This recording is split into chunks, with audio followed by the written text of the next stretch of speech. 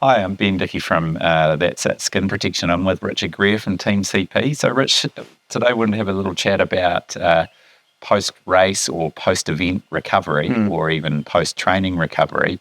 Endurance events and training can take a lot out of you. What are some of the do's and don'ts for after an event or after a big training? Yeah, so I guess, first of all, training and event day. So sometimes after an event, you don't care because your event's done, and who cares? It doesn't matter if I am going to be walking in front of you for a few days, but if there's a second day, third day, obviously recovery is absolutely critical. And then also training. If you recover better from your session, then you're going to be able to do your next session tomorrow or that afternoon or a couple of days' time. So it's really important to get that right. So I think in terms of, there's a few steps involved. So number one is nutrition, I'd say, and make sure you get some fuel into your body as soon as you can, so then the repair recovery process can start happening. So I'm thinking something sugary immediately while you're still puffing and still sweating, as soon as you possibly finish. So think of like a handful of jet planes. We're also thinking about, I guess, how long has this thing been? So this is depletive. It's 2 hours, 3 hours plus that I've been running, biking in the hills, and I'll be working pretty hard. So something sugary immediately. And then we also want to think about,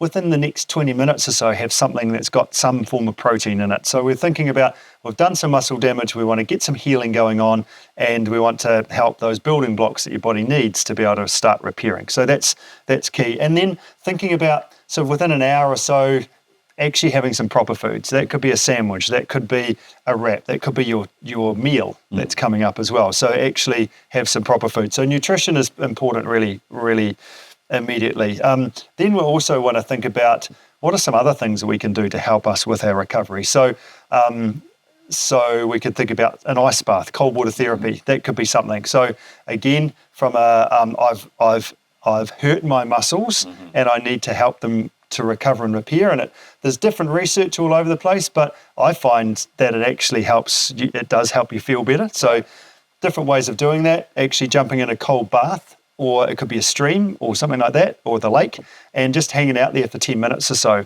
gets a bit of vasoconstriction going on. 10 minutes is the magic number there? Well, that's what I've used. That's what I've found. So what we want to think about is it's 10 minutes. It's helping to decrease the inflammation, and then it might be that you jump in the shower for 5, have a shower, get washed, but then jump in that cold and finish with cold for another 5 or so. So don't jump in the nice hot tub afterwards and undo all your good work. Yeah. Which you could, but then make sure you finish on cold. Right. Yeah. So from that sort of cold contrast, cold water therapy, stretching massage could be another thing that could help you out. Again, we want to think about, I've done some muscle damage here.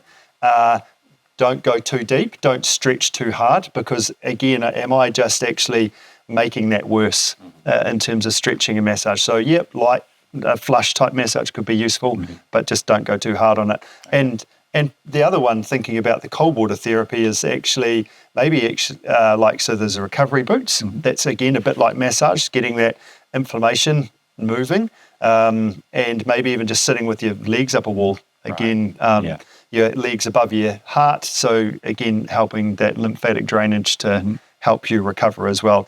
What about alcohol, Ben? Are you a beer at the finish line? What do you do there? I think after the event, you just don't care, Rich. So at that point, you've got to celebrate sometimes. Yeah. Certainly when I'm training, I think it's probably a no-go, isn't it? Yeah. I think you're exactly right. Like, does it matter if I'm needing to do something again in a few days? And if you've done your big event, we'll sit down and have a beer. But it is going to decrease or slow that recovery process down, slow the nutrients that you've just eaten to be absorbed into your body if you're having some alcohol, and also dehydrate you as well. Yeah.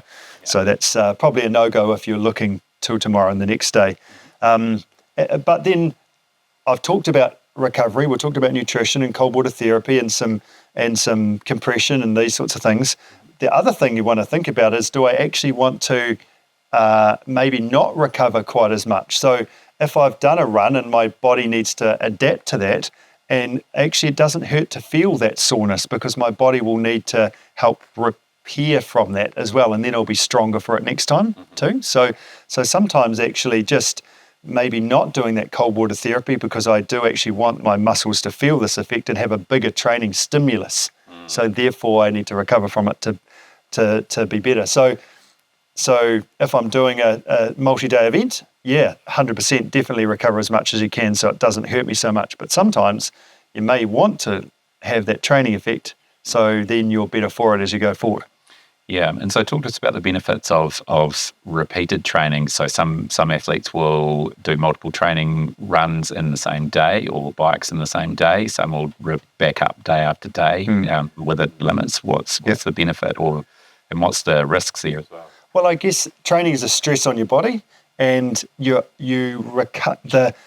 improvement happens when you recover.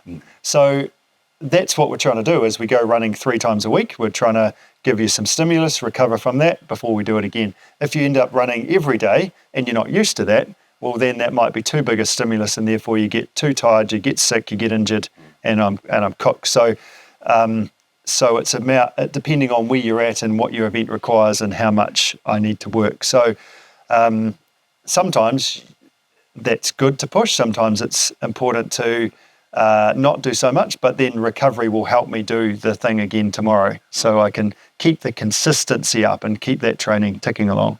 So the key message is that recovery is an important part of the whole training process. You can't just train without any recovery. And it will help you have that consistency to be able to do something in a couple of days' time, so I can recover and keep my training consistent.